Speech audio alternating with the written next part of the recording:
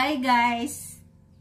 Itong video na ito, gagawa ako ng leche flan na tatawagin ko siyang special dahil talagang special dahil maganda yung aking mga sangkap na gagamitin. Ito yung i-buff.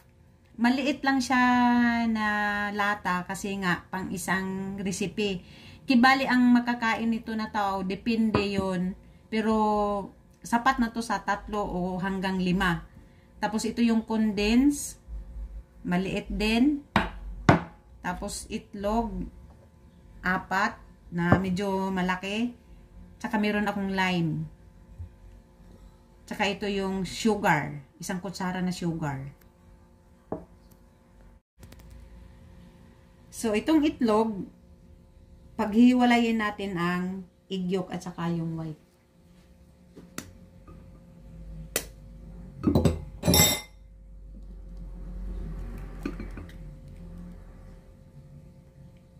Kailangan ingatan yung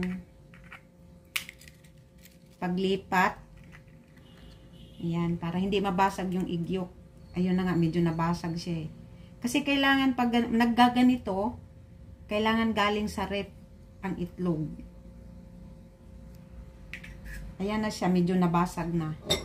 Pero okay lang yan.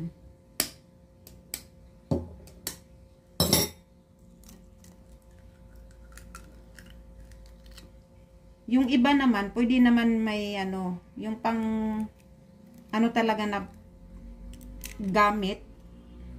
Salaan, yung maghiwalay yung egg yolk at saka white. Wala kasi ako noon eh.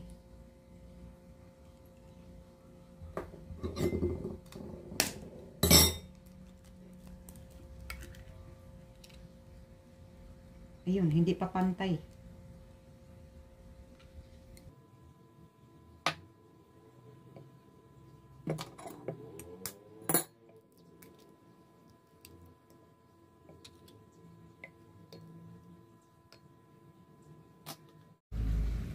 Ngayon guys, bago ako mag-mix sa lahat ng mga ingredients, gagawin ko muna yung caramel. Mag-caramelize muna ako ng sugar. Kailangan mahinang-mahina ang apoy. Ayan, ito yung lanera. Yung sugar ilagay natin.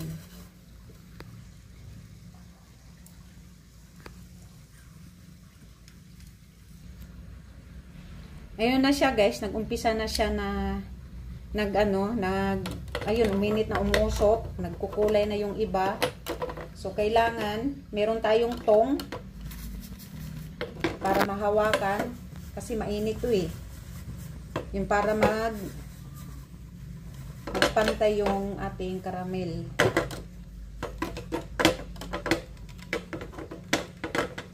Yan, hindi pa yan tunaw lahat.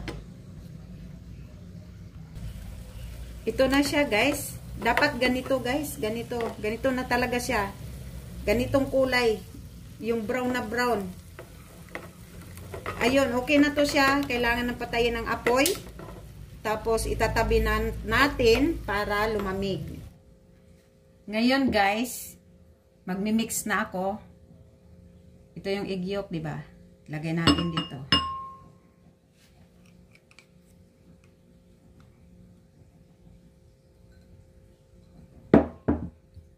Yung condense.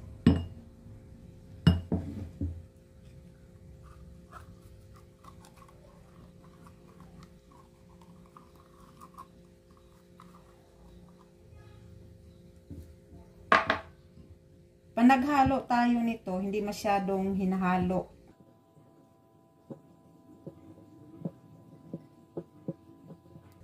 Ganyan lang. Tapos ilagay na natin ang iba.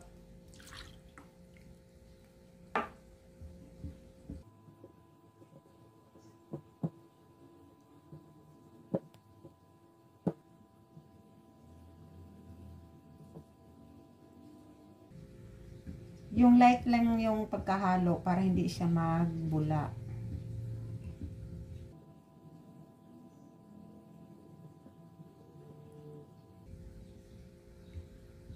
Yun, pag ganito na siya, ano na siya, nangamoy na. Kahit hilaw pa siya, pero amoy na siyang leche flan. Lagyan ko na siya ng ito guys, pangpabango. Gagayatin natin, ilagay natin dito. Yung balat ha, balat.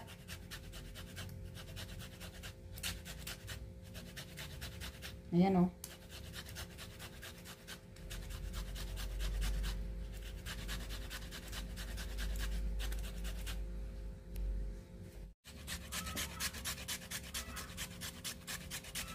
Ayan na guys oh.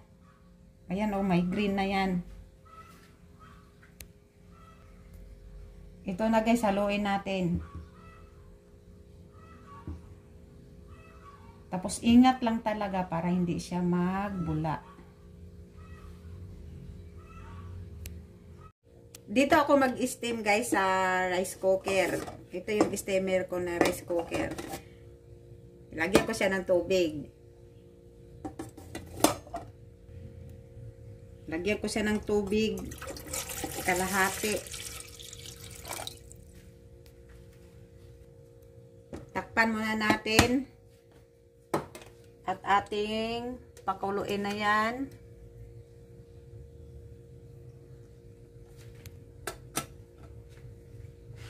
Habang hintayin natin ito magkulo, isasalin ko na yung aking mini mix sa laniran niya. Ito na yung lanira guys. Ito na yung ano, yung may caramel. Ayan. Malamig na malamig na. Tapos, isalin natin dito. Kailangan sasalain natin.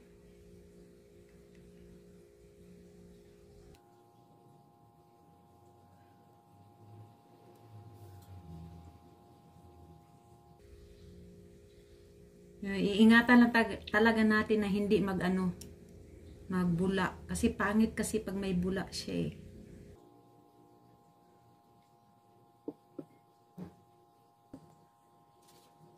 Yung dahan-dahanin natin to ganyan para masimot. Yan, ito na yung guys, yung lime na ginayat ko. Tapos lagyan natin ng aluminum foil.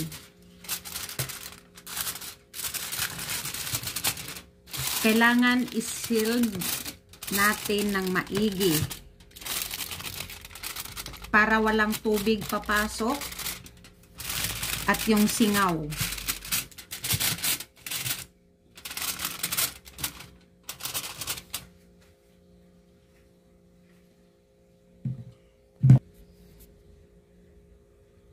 Ito guys, ayan nakasil ng maigi. Talagang siniksik ko dyan.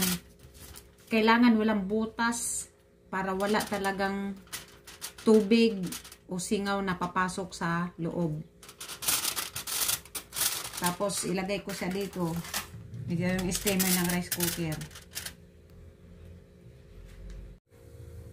Ito na guys. Kumulo na ang tubig. Ilagay ko na siya. Ayan na. Patong natin yan. Tapos i-steam ko siya ng 40 minutes. Kaya 40 minutes dahil rice cooker po ito. Kung sa gasol tayo, sa kalan, sa panggatong, kailangan ang oras gagamitin natin 55 minutes to 1 hour. Ito kasi rice cooker, kaya 40 minutes lang ang pag-steam ko. Ito na siya guys, titingnan ko kasi tapos na yung 40 minutes. Ayan, tapos kunin ko. Kailangan may sapin kasi mainit eh. Yan, ilagay natin dyan. Tignan natin siya.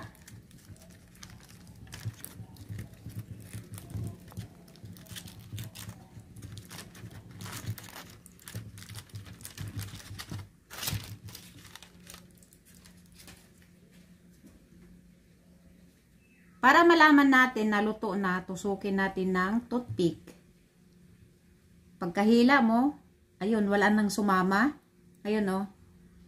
Yun. Luto na yan, guys. Papalamigin natin yan para tingnan natin mamaya kung anong resulta. Ito na siya, guys. Pinalamig ko na. Bago natin siya itataob, anuhin natin dito sa tabi. Yan, para madali siyang madaling maalis. Tapos dito sa aking lagayan, yan dito. Ganunin ko yan para hindi matapon yung kanyang karamel.